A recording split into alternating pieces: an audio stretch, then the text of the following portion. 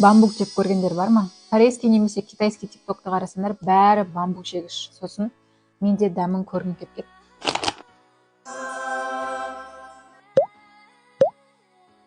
Түрі мынандай болып тұр. Иісі бар ғой, кәдімгі маринованный огурцы сияқты. Ең алдымен қабықтарын алып тастау керек.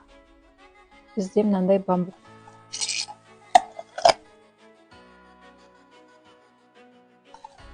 Өте ащы, бірақ дәмі біздің кәдімгі маринованный огурцы, помидор бар ғой, соларға ұқсайды.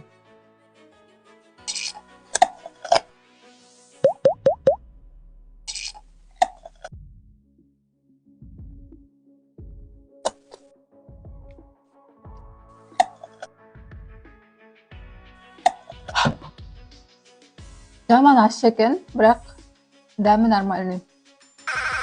В общем, бір рет жеп көруге болады, бірақ күнде сатып алып жейтін едім деп айта алмаймын.